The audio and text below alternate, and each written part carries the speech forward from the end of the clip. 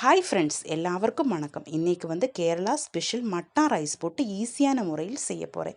அதுக்காக ஒரு tumbler மட்டா rice எடுத்திருக்கு. இது சாப்பாடு செய்கிற அதே அரிசி தான்.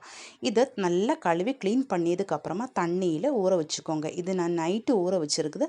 உங்களுக்கு எப்போ புட்டு செய்யணுமோ அதுக்கு ஒரு 4 மணி நேரத்துக்கு முன்னாடி இப்படியே ஊற வச்சுக்கோங்க. பின்னாடி இந்த அரிசியை ஒரு வடிகட்டியிலே போட்டு தண்ணியை மாற்றி எடுத்துக்கோங்க.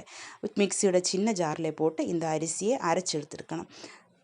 நல்லா அரையக்கூடாது, ரவை மாதிரி இப்படியே இருக்கணும். இப்படி எல்லா அரிசியையும் அரைச்சி எடுத்துகிட்டு வந்ததுக்கப்புறமா தேவையான உப்பு போட்டு மிக்ஸ் பண்ணி எடுத்துக்கோங்க. கொஞ்சம் கூட தண்ணி ஊற்றக்கூடாது.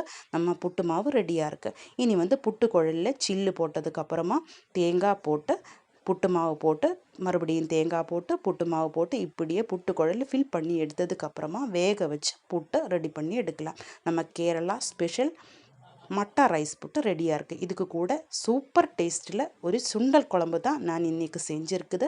இதுன்ற லிங்க் இந்த வீடியோவுக்கு கீழே நான் கொடுத்துருக்கு. கண்டிப்பாக நீங்கள் அந்த வீடியோ போய் பாருங்கள். சூப்பர் டேஸ்ட்டாக இருக்கும். இந்த புட்டுக்கு கூட அது சாப்பிட்றதுக்கு இப்படி தான் இருக்கும்.